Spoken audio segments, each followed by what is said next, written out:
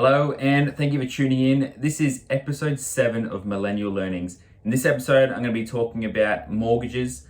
More specifically, I'm going to be talking about principal and interest and the different types of loans you can get, what a comparison rate is, and how you can get caught out by this, as well as an offset account, when you might want to use it, and I guess what it is for those that don't know. But before I start, this is the video recording version of the podcast Millennial Learnings. And if you prefer to listen to this while you're driving in your car, at the gym, or going for a walk, head to the link in my bio and listen on Spotify, Apple Music, whatever you prefer to listen to your podcasts. But without further ado, let's get on with the episode.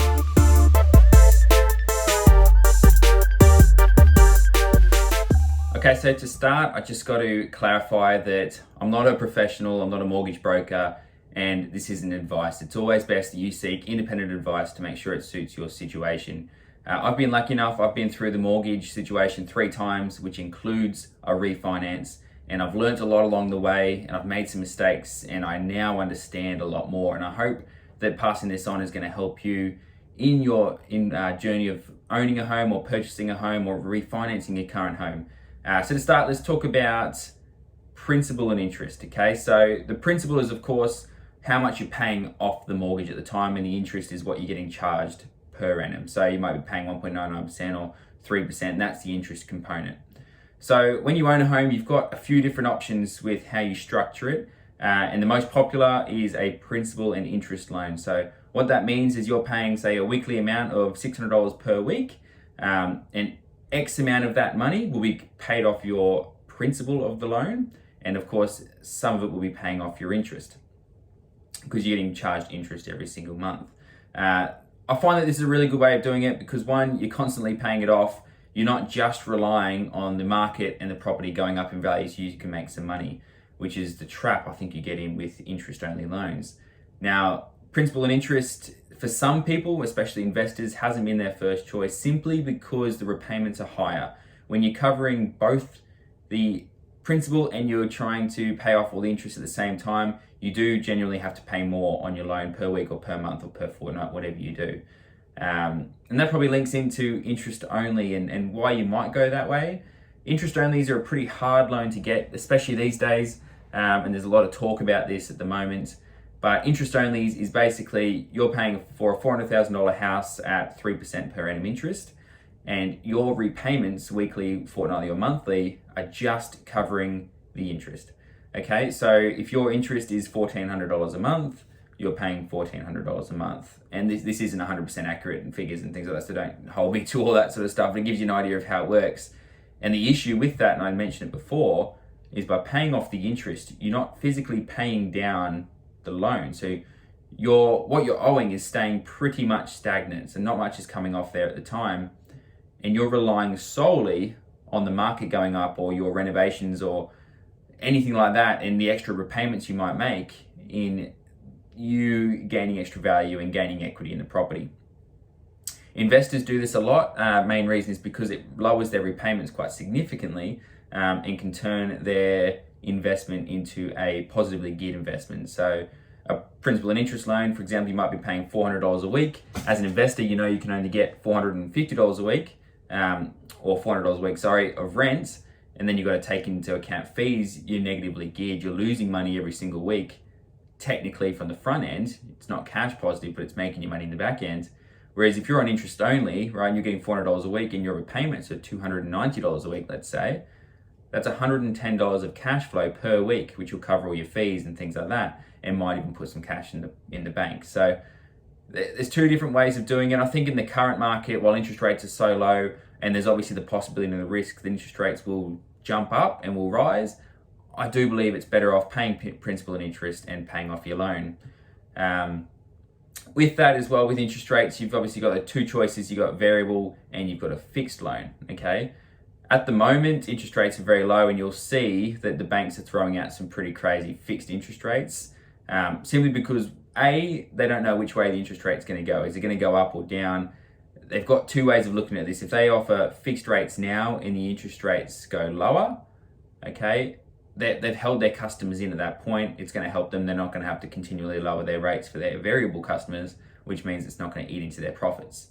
On the other hand, if the interest rates were to jump dramatically and you're locked in at 1.99%, for example, you're secured, right? It actually works in the customer's favor in that regard. You know exactly what you're going to be paying, and you're not going to have that risk of your interest rates jumping up, and which means your repayments will jump up, and so does the risk, and that's involved. But speak to a mortgage broker about fixing your rate, especially if you're looking at selling and you're not 100% sticking around for a long time. There's things that could come into effect that may affect your choice there. Okay, so that sort of covers that, and moving on from there moves into comparison rates while we're talking about interest rates.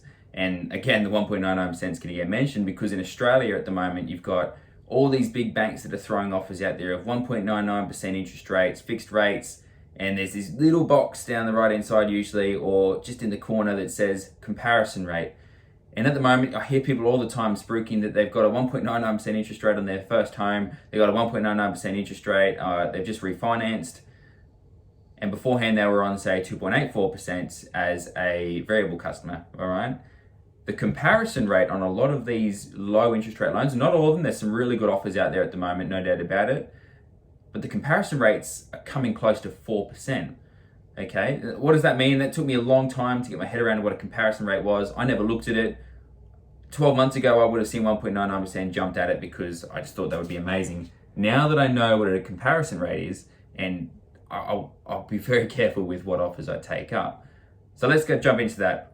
A comparison rate, okay, is the interest rate, so 1.99% for example, plus or including all fees and charges. So that's you could be your monthly account keeping fee, it could be your yearly account keeping fee, or your yearly subscription fee if you've signed up to a special deal that they've got. Sometimes there's a yearly fee.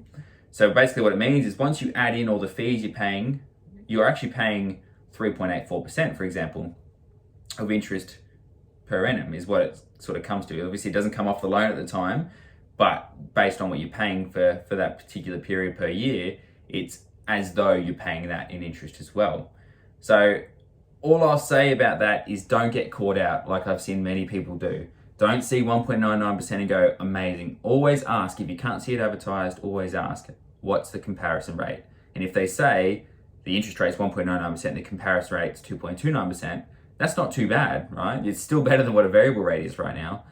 But if they're saying 1.99 to 3.84, like a lot of the big banks are right now, ask why. What fees are included? What are you paying for? And one, can they do better? Okay, that's it. That'll lead into the next episode, which you all voted for, was negotiation, but always ask. And that's things to keep in mind, especially if you're first time getting into the market at the moment. Fixing your interest rate isn't a bad idea because I personally believe interest rates will go up very soon. But just ensure when you're fixing it, you're getting a good deal in the comparison rate as well. Fees are not fun. Fees are not good. You can find better loans that don't have those. And sometimes a comparison rate is going to be the way to go. And having a comparison rate and an offset account could actually make things better in the long term, all right, in regards to what you're paying and interest and things like that. So we'll jump into that. So an offset account, and this took me ages to understand actually. When I had an offset account with my first home, I had no freaking clue what it was or what it did. But basically the bank just said, look, just put all your money in there and it'll do something, and you know, it might lower your interest and all this sort of stuff. And I was like, righto, well, okay, I'll do that. But I never really looked into it. And I started speaking to a few people, a couple of accountants. I met a few mortgage brokers, and I started asking about offset accounts. I was like, what the hell does this mean? And they all started talking about credit cards and all this sort of fancy stuff. And I sort of dug a bit deeper and I started really researching it. And offset accounts can be really good if used well. Okay, so what it basically does, all right, and you can do it a very similar way without it.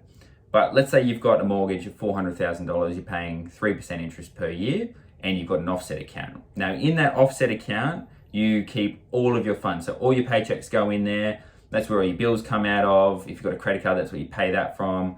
Everything sits in this account, or your savings sit in that account. You've got a system for that in place. Go back to my budgeting episode, I think, which was episode 2 or 3 at the beginning, and find out more about that. But you've got all this money sitting there. Let's say $100,000 sitting there. Your $100,000 will offset the interest paid. So although you're still paying interest, it'll look like you've got more money paid off your loan due to your offset account. Now, I don't know the exact percentages and how much it makes a difference, whether it's the full 100% that comes off. Again, I'm not a mortgage broker. I'm just passing on as much knowledge as I currently have that might be of assistance and help with your research process when talking and looking for a loan. Now, an offset account, sometimes to get that means you might have to pay a bit more of an interest rate. And I found this out because I asked for an offset account, and I had a really good mortgage broker who said, with the amount of cash you've currently got in the bank, you're actually going to find the interest rate that I've got on X loan, which was a very good interest rate, is better for you than having an offset account, which in this case is true because I was investing all my money elsewhere. It was sitting in an account. Now, if you're one that loves cash, and there's a lot of the older generation that still do, and I've noticed even in my younger generation, there's still this belief that cash is king, an offset account could be good for you. So at that point, talk to a mortgage broker or talk to an accountant and find out what effect, if you say got just about to buy a home and after your deposit and getting this home loan, you're still going to have $50,000 left, ask the question, will I be better off paying more in interest but having this $50,000 sitting there technically bringing your interest rate down, or are you better off looking at an alternative loan which offers a lower interest rate? So it's not the most exciting conversation, but this podcast hasn't been designed to be exciting. If I was designing this to be exciting, I'd be trying to sell you a get rich quick scheme and investing in Bitcoin and all that sort of trading stuff. I'm trying to teach you what I've learned in my time, and that unfortunately a lot of it isn't going to be overly exciting and going to make you rich real quick. In the long term, some of these things will assist. All right. I'm going to end it there. Thank you so much. If you're watching this, thank you so much for tuning in. If you're listening, you can find this in video format on Instagram, on YouTube. And again, if you're watching this and you prefer to listen to this on your walks or in the gym or while you're driving your car, jump onto Spotify, Google Podcasts, iTunes Podcast, every streaming service that you can find a podcast, I'm there.